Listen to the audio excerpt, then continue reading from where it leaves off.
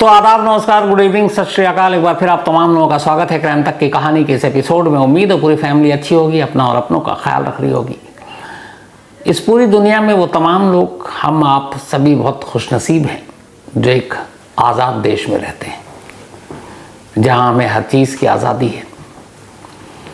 But सोचिए, जिस देश में बिल्कुल आज़ादी ना हो और जहाँ के शासक या रूलर, डिक्टेटर, उसके इशारे पर ही पूरा देश चल रहा हो, वहाँ के लोगों की क्या हालत होती होगी। नॉर्थ कोरिया इसी दुनिया में, इसी धरती पर एक ऐसा देश है जिसके अंदर से खबरें बहुत कम आती हैं और जब भी आती हैं बहुत छन छन कर आती हैं।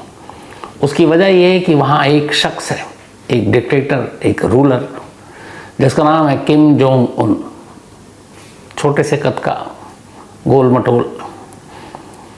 उस देश में उस कहा हर शब्द कानून होता है और उस देश से जो भी बाहर भागने की कोशिश करता है उसका अंजाम मौत या फिर मौत से बदतर जिंदगी होती है। आज की कहानी उसी नॉर्थ कोरिया की कहानी है। कहानी बेहद अफसोसनाक। इस नॉर्थ कोरिया के लोग अपनी मर्जी से नहीं जीते। सरकारी फरमान, वहाँ के अफसरान और किम जोंग उन की मर्जी के साथ ही वो सांस लेते हैं। हर चीज़, सोने से लेकर उठना, खाना पीना, क्या पहनना है, कैसे रहना है, किस तरह के हेयर स्टाइल होंगे, पैदल चलना है, गाड़ी में चलना है, मतलब हर छोटी छोटी बातों के लिए, गाने सुनने हैं कि नहीं, फिल्में बाहर की देख नहीं सकते हैं, मनोरंजन जो भी करेंगे वो सब दायरे में रहकर। हर चीज़ पर पहरा है, सांस तक पर पहरा है इस देश में। तो ऐसे देश में कोई भी रहना नहीं चाहेगा, निकलना चाहेगा, क्योंकि उसे घुटन महसूस होती है। और आज की कहानी एक ऐसी ही लड़की की कहानी है, जब नॉर्थ कोरिया से बाहर निकली, किस हालात में निकली, और बाहर आने के बाद उसने दुनिया के सामने जो सच रखा, वो सच रोंगटे खड़े करने वाला है। कहानी है एक लड़की की जिसका नाम है योनमी पार्क। योनमी पार्क नॉर्थ कोरिया की रहने वाली एक लड़की। उम्र इसकी बहुत कम थी जब इसे एहसास हो गया था कि इस देश में जीना कितना मुश्किल काम है। एक नॉर्थ कोरिया में जगह है हेसान। इसी हेसान में इसका जन्म हुआ। घर में माँ बाप, एक बहन। बाप चूँकि चाइना बॉर्डर के करीब ये इलाका था नॉर्थ कोरिया का, तो स्मगलिंग का काम किया करता था। बहुत सारे सामान, वो कपड़े, सिगरेट, चीनी, मेटल, ये चाइना से वो स्मगल करके नॉर्थ कोरिया में लाता और चुपचाप लोगों को बेचता, और कुछ नॉर्थ कोरिया से चाइना में स्मगल करता और वहाँ के लोगों को बेचता। एक दो बार पकड़ा गया, उसे सज़ा भी हुई। तो उसे लगा कि अब वो नज़र में आ गया है किम जोंग उन के सरकारी मुलाजिमों और वहाँ की सेनाओं के, तो अब इसलिए यहाँ रहना मुश्किल है, तो यहाँ से भागना चाहिए और कम से कम अपनी बीवी बेटियों को तो यहाँ से निकालना चाहिए। तो सबसे पहले उसकी 16 साल की एक बेटी, उस वक्त वो बड़ी थी और योनमी थोड़ी छोटी थी, तो उसने अपनी उस बड़ी बेटी को उसी जो उसका रास्ता था स्मगलिंग का, उसी रास्ते से कुछ ब्रोकर, कुछ दलालों के ज़रिए उसने नॉर्थ कोरिया का बॉर्डर, चाइना के बॉर्डर से उसको पार करा दिया। अब वो उसकी बहन वहाँ पहुँची और फिर वहाँ से निकल कर वो साउथ कोरिया पहुँच गई। वो लकी थी, उसको अच्छा ब्रोकर मिला। उसने जो वादा किया पूरा किया, पैसे लेकर उसे नॉर्थ कोरिया से पहले चीन ले गया, फिर चीन से उसको साउथ कोरिया पहुंचाया। जब बहन चली गई तो इसके बाद अब योनमी और उसकी माँ की बारी थी। 2007 में बड़ी बहन गई थी। अब उसके बाद ये लोग इंतज़ार कर रहे थे कि हम भी जाएं। कुछ वक्त बीता और आखिरकार एक दिन बाप ने कहा कि एक डील हो गई है और तुम दोनों यहाँ से अब बॉर्डर क्रॉस कर लो। चोरी छुपे, बड़ी मुश्किल से छुपते छुपाते दोनों माँ बेटी नॉर्थ कोरिया का बॉर्डर क्रॉस करके चाइना में पहुँचती हैं। लेकिन योनमी अपनी बड़ी बहन की जैसी खुशनसीब नहीं थी। बॉर्डर तो पार कर गई, लेकिन जिस ब्रोकर के थ्रू इन लोगों ने बॉर्डर पार किया था, उस ब्रोकर की नीयत डोल गई। बॉर्डर पार करते ही अब वो ब्लैकमेल करने लगा। उसने योनमी से कहा कि अगर तुम मेरे साथ रहोगी तो ठीक, वरना मैं यहाँ के चीन के अधिकारियों को बता दूंगा और फिर तुम जेल जाना पड़ेगा, इलीगल, और या तुमको वापस भेज देंगे नॉर्थ कोरिया, फिर तो तुम्हारी सज़ाए मौत पक्की है। तो वो घबरा गई। अब वो उसके साथ रेप करना चाहता था। माँ सब ये सुन रही थी। माँ उसके आगे गिड़गिड़ाती है, कहती मेरी बेटी को बख्श दो, बहुत छोटी है। फिर सौदा ये होता है कि बेटी के एवज में माँ अपने आप को आगे कर देती है। वो हैवान ब्रोकर उसकी माँ की इज्जत के साथ खेलता है और फिर उसकी माँ को एक दूसरे शख्स को बेच देता है। चूंकि माँ बेटी डरी हुई थी कि अगर ये इनकी बात नहीं मानेंगे तो फिर वापस नॉर्थ कोरिया भेजेंगे, फिर वहाँ ज़िंदगी ही नहीं है। तो फिर जब ज़िंदगी नहीं है तो फिर इज्जत का क्या करें, समझौता कर लिया। अब यहाँ हैवानियत का खेल शुरू हुआ योनोमी के ऊपर। एक छोटी बच्ची, उस वक्त उसकी उम्र थी करीब 13 या 14 साल। अब उस ब्रोकर को लगा कि माँ को तो बेच दिया, अब उसने योनोमी के साथ जुल्म ढाना शुरू किया।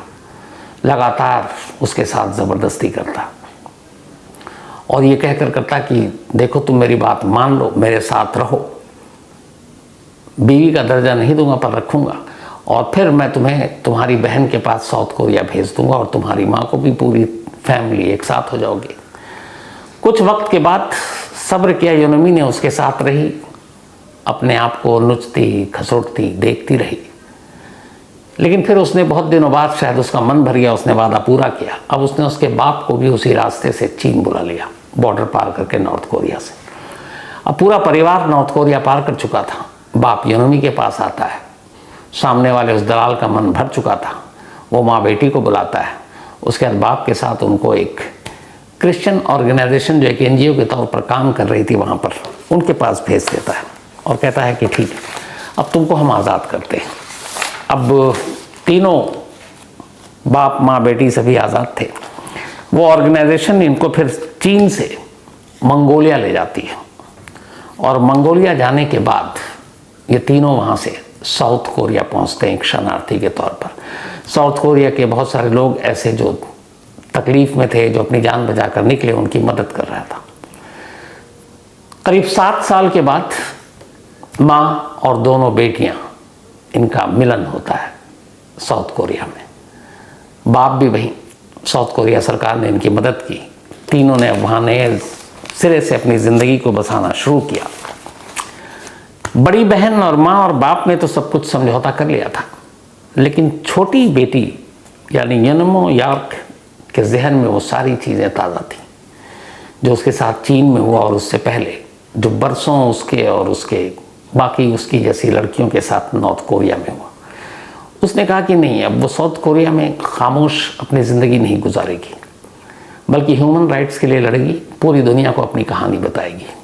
इसके बाद सबसे पहले उसको आयरलैंड डबलिन में एक मौका दिया गया, एक प्लेटफॉर्म दिया गया, एक ह्यूमन राइट्स समिट में 2014 में। उसने वहाँ नॉर्थ कोरिया की सच्चाई बताई कि इस दुनिया के नक्शे पर नॉर्थ कोरिया के अंदर जो होता है उसकी सच्चाई 2% भी बाहर नहीं आती है। उसकी जब सच्चाई सुनी, लोगों के रोंगटे खड़े हो गए। उसके बाद अब उसे हर फोरम पर इनवाइट किया जाने लगा।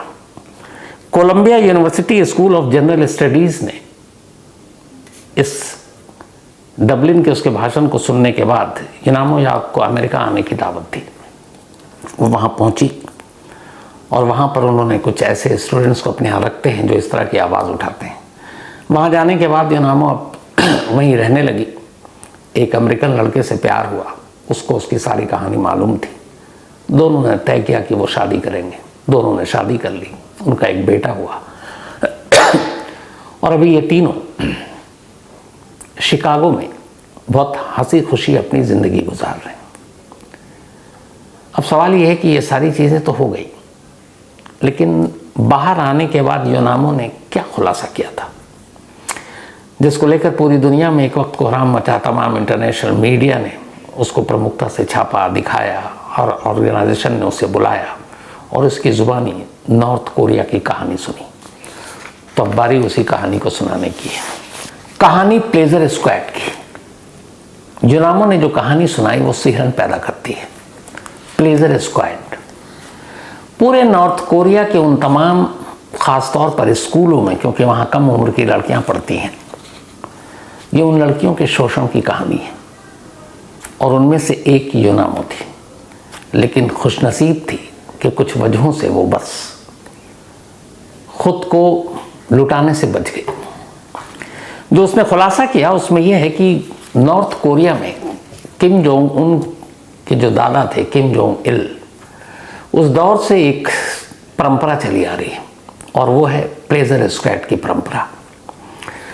70s के दौर में जब किम जोंग इल के पिता बीमार पड़े तो किसी ने उससे कहा कि अगर कम उम्र की लड़कियों को इनके साथ रखोगे तो इनकी उम्र बढ़ेगी।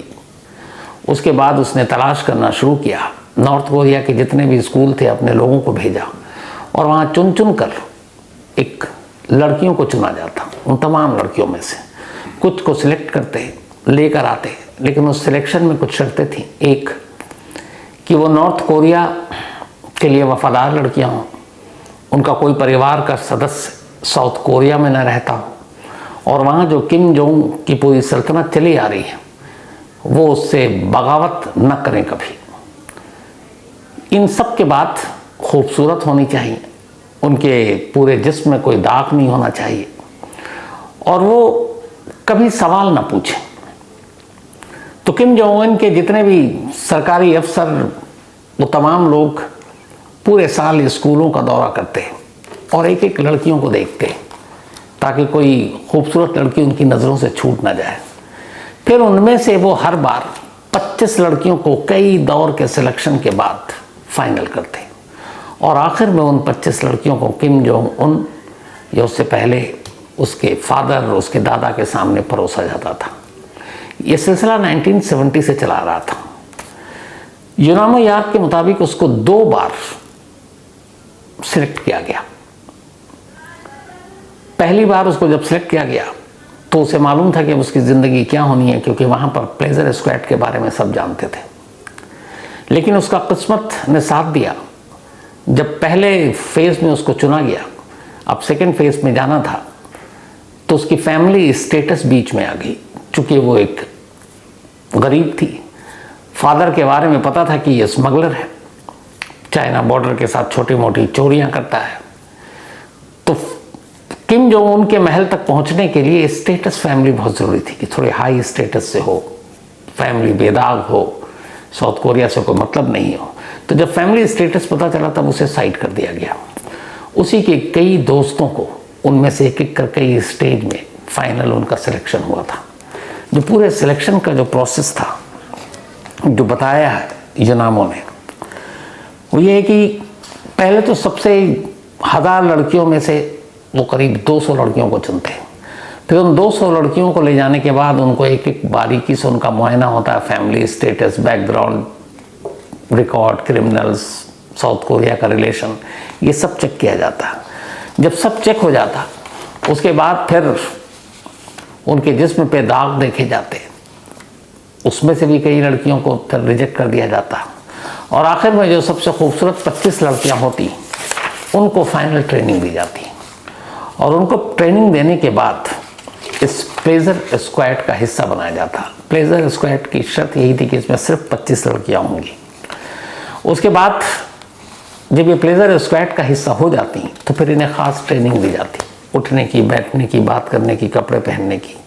और जब सब कुछ हो जाता तो फिर इन 25 लड़कियों को 3 अलग अलग स्टेज पे काम करना होता। पहला, इन्हें जो भी किम जोंग उनके या उनके बड़े सरकारी अफसरान, आर्मी के लोग, उनको खुश करना। दूसरा, उनके लिए म्यूज़िक, डांस, ये सारी चीज़ें करना। और तीसरा, फिर एक सेक्स लीव की तरह परोस दिया जाना अलग अलग बड़े बड़े कमांडर अफसरों के आगे। और ये सारी एक मुद्दत में होती है, एक टाइम फ्रेम के अंदर होती। जब ये तीनों चीज़ें हो जाती और उसके बाद अब ये होता कि काफ़ी दिन हो गए, क्योंकि प्लेजर स्क्वाड हर बार रिन्यू होना था हर साल, तो फिर लगता कि अब ये किसी काम के नहीं है। तो फिर जो किम जोंग उन के महल के बॉडीगार्ड या फिर सरकारी या फौजी अफसरान, बड़े बड़े उनके जो बॉडीगार्ड और सिक्योरिटी गार्ड होते, उनसे कहा जाता अब तुम इनसे शादी करो। अब सोचिए, एक बॉडीगार्ड, उसे पता है कि इन लड़कियों के साथ क्या जुल्म हो रहा, हालांकि वो भी उसका पार्ट है, आवाज़ उठाएगा नहीं क्योंकि जान जाएगी। तो जब सब कुछ हो जाता तो फिर उनके सर बांध दिया जाता और कहा जाता कि अब तुम लोग इससे शादी करो। जो लड़कियां, तो खुलासा किया इसने यूनामो ने कि वहाँ जाने के बाद जब उनको जानवरों की तरह नोचा खसोटा जाता, एक एक दिन में कई कई मेहमानों के सामने परोस दिया जाता, तो उन्हें लगता कि इससे अच्छा तो मौत है, गले लगा लो। अगर किसी ने मरने की कोशिश की तो उसको मारते तो थे, लेकिन और तकलीफ दे मौत देकर। जिन लोगों ने वहाँ से निकलकर भागने की कोशिश की, उन लड़कियों का कभी पता नहीं चला। जिन लोगों ने इन सारी चीज़ों से हार कर गार्ड बॉडीगार्ड से शादी कर ली, उनके परिवार वालों ने उन्हें जिंदा देखा। और जो नहीं इन सारी चीज़ों को जिन्होंने माना, उनकी शक्ल उनके घर वालों ने कभी नहीं देखी। यूनामो सिर्फ इस मामले में लकी थी क्योंकि उसके फादर का रिकॉर्ड ठीक नहीं था और उसका फैमिली स्टेटस इतना हाई नहीं था। जो दूसरी इसमें कहानी है वो ये है कि फैमिली स्टेटस को देखते हुए वहाँ के जो बड़े ताकतवर लोग हैं नॉर्थ कोरिया में, उनके अपने परिवार तक नहीं बचे। उनके परिवार की लड़कियां भी अगर किसी स्कूल में हैं, और ये जो प्लेजर स्क्वाड चुनने वाली जो कमेटी है, बाकायदा कमेटी होती है, उसमें मेंबर होते हैं जिसमें सारे मार्किंग देते हैं कि ये इस लड़की में अगर इतने नंबर हैं तो ये परफेक्ट है। उनके सीनियर्स को भी पता नहीं होता कि ये हमारे बॉसेस के घर की बच्चियां हैं, लेकिन वो अपनी कमेटी है, कमेटी के कुछ उसूल है, उसी हिसाब से सिलेक्ट कर रहे हैं। कई ऐसी चीज़ें आई कि जब इन लड़कियों को प्लेजर स्क्वाड में बना लिया गया और उसके बाद किम जोंग उन के महल में इनको पेश किया गया और फिर बड़े बड़े अफसरों के सामने उनको परोसा जाना था, या उनके डांस और बाकी चीज़ें हो रही थी, उनसे कई बच्चों के बाप उसी महफिल में शामिल थे और उन्हें पता भी नहीं था कि उनकी बच्चियाँ यहाँ आई। वो किसी और तफरीह और मनोरंजन के लिए पहुँचे, लेकिन मुंह नहीं खोल सकते, इसलिए उन्हें मालूम है किम जोंग उन के सामने मुंह खोलने का मतलब है सिर्फ मौत। ऐसी हजारों लड़कियां प्लेजर स्क्वाड की किम जोंग उन के इस महल में भेजी गई, परोसी गई, और इनमें से कितनी गायब हो गई, कितनी दुनिया में नहीं है, किसी को नहीं पता, न किसी ने सुध ली, यहाँ तक कि उनके माँ बाप ने भी नहीं। क्यों? क्योंकि उनके माँ बाप को भी पता है मुंह खोलने का मतलब सिर्फ मौत है।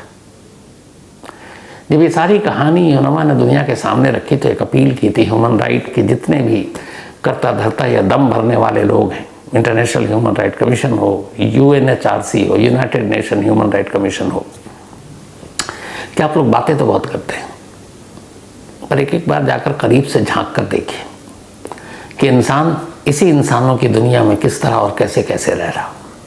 एक लड़की की आप बीती थी, सैल्यूट है यूनामो को, जिसने इतने सब कुछ सहने के बाद खड़ी रही, डटी रही, और आज कहती है कि मैं चाहती हूँ कि मेरी हर बात किम जोंग उन तक पहुँचे। उसने इसी वजह से अपना एक यूट्यूब चैनल खोल रखा है, और उस यूट्यूब चैनल के ज़रिए वो नॉर्थ कोरिया की ही सारी बातें करती है और नॉर्थ कोरिया के लोगों को जगाने की बात करती है। और उसका ये कहना है कि मुझे यकीन है कि मुझे इसी मौत से पहले नॉर्थ कोरिया में बदलाव देखूंगी और मैं एक बार वापस अपने घर नॉर्थ कोरिया जाऊंगी। हालांकि फ़िलहाल वो शिकागो में है। इसी नॉर्थ कोरिया के बारे में, ये तो सिर्फ प्लेजर स्क्वाड की बात कर रहा हूँ, नॉर्थ कोरिया कभी फुटबॉल बहुत अच्छा खेला करती थी। 1966 में पहली बार कोई एशियन टीम थी जो वर्ल्ड कप फीफा में क्वार्टर फाइनल में पहुंची थी, बहुत बड़ा उलटफेर करते हुए। तब इटली को नॉकआउट कर दिया था नॉर्थ कोरिया ने, और एशिया की पहली टीम थी जो फीफा वर्ल्ड कप में क्वार्टर फाइनल में पहुंची थी। तो पूरी दुनिया ने कहा ये क्या हो गया, इटली जैसी टीम को नॉर्थ कोरिया ने बाहर कर दिया। बड़ी मतलब ये था कि अब जश्न होगा, इससे अच्छी टीम कुछ नहीं। 1966 की बात है। लेकिन फिर अगला मैच पुर्तगाल से वो हार गए, शायद 3-2 का स्कोर था। जैसी ही हारी, लगा नॉर्थ कोरिया की टीम को इस बार जाएंगे तो उस वक्त जो किम जोंग इल स्वागत होगा, बड़ी खुशी होगी। बट वहाँ जब पहुँचे तो इन सारे फुटबॉलर को सज़ा दी गई। सज़ा दी गई कि तुम हार कैसे गए, तुम 3-2 से कैसे हार गए। और उसके बाद जो मैनेजर है उसको कहा गया कि अब तुम लेबर का काम करोगे। मैनेजर से मजदूरी कराई गई, फुटबॉलरों को सज़ा दी गई, पब्लिकली ह्यूमिलेट किया गया। और कहते हैं कि उनमें से कई तो ऐसे थे जो गायब हो गए। सेम उसके बाद एक और वर्ल्ड कप में जब नॉर्थ कोरिया की टीम पहुंची तो वहाँ पर उसने शुरू के 3 मैच खेले थे, तो नॉर्थ कोरिया को ये लगा था कि यार ये मैच तो टीम इतना अच्छा खेलेगी नहीं, और पहला ही मैच ब्राज़ील से था। इत्तेफाक से ब्राज़ील से 2-1 से सिर्फ हारी, इनको लगा था 8-10 गोल से हारेगी। तब वहाँ पे मैच लाइव नहीं दिखा रहे थे। तब फिर किम जोंग ने ऑर्डर दिया कि नहीं, हमारी टीम अच्छा खेल रही है, अगला मैच लाइव दिखाएंगे। बदकिस्मती देखिए, नेक्स्ट मैच जो था वो पुर्तगाल से था, पुर्तगाल रोनाल्डो वाली टीम, और नॉर्थ कोरिया 7-0 से हार गई। इसके बाद नेक्स्ट मैच जो था वो आइवरी कोस्ट से था, 3-0 से हार गई। ब्राज़ील से इतना अच्छा खेलने के बावजूद जब ये दोनों मैचें हार गई, तो फुटबॉल खेलने वाले ये तमाम खिलाड़ी इस उलझन में थे कि घर कैसे जाए।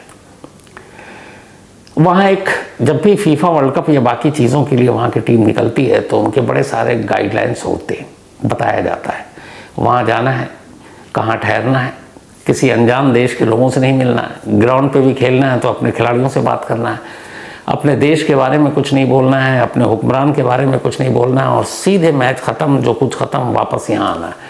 किसी और ख़ासतौर पर साउथ कोरिया की टीम के साथ तो आपको घुलना मिलना ही नहीं, ना साउथ कोरियन के साथ। अब एक मौका ऐसा आया था जब इन लोगों को लगा कि इस हार के बाद शायद वहाँ सज़ा मिलेगी या फिर मार देंगे। बहुत सारे प्लेयर ने मिलकर तय किया कि नॉर्थ कोरिया लौटते ही नहीं है, बच जाएंगे। लेकिन जो उनके मैनेजर और साथ में जो टीम के मेंबर चलते हैं, उन्होंने खिलाड़ियों से कहा कि देखो, आसान नहीं है, तुम तो नहीं लौटोगे, तुम्हें कोई भी शरण दे देगा, लेकिन तुम्हारी पूरी फैमिली नॉर्थ कोरिया में है, तुम्हारे माँ बाप, तुम्हारे नानी दादी, भाई बहन, बच्चे, रिश्तेदार, वो एक एक को मार देगा। तो तुम्हें एक अपनी पूरी फैमिली के 8-10 लोगों को मरते हुए देखना है, या फिर तुम्हें अकेले और उनको जीते हुए, फैसला तुम्हारे हाथ में है।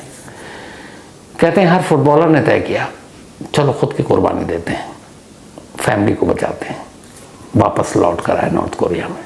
बहुत सारे फुटबॉलर तो गायब हैं। कुछ फुटबॉलर तो ऐसे गायब हुए कि खुद फीफा ने इंक्वायरी कमेटी बिठाई। उनको जब कंप्लेंट मिली और उन्होंने पूछा कि फुटबॉलर कहाँ हैं, आज तक पता नहीं। नॉर्थ कोरिया रहस्यों का देश है, और इन्हीं रहस्यों को अब यूनामो याक बाहर निकल कर एक एक कर उससे पर्दा हटा रही है। पता नहीं अभी और कितनी कहानियाँ होंगी इसमें, लेकिन वाकई अजीब देश और अजीब शासक है, और उसके अजीब शौक है। पूरे नॉर्थ कोरिया में हेयर स्टाइल वही होता है जो किम जोंग उन का होता है। किम जोंग उन से हट कर अगर किसी ने अपने बाल कटा लिए, जेल उसका इंतज़ार करती है। तो आज की कहानी में इतना ही।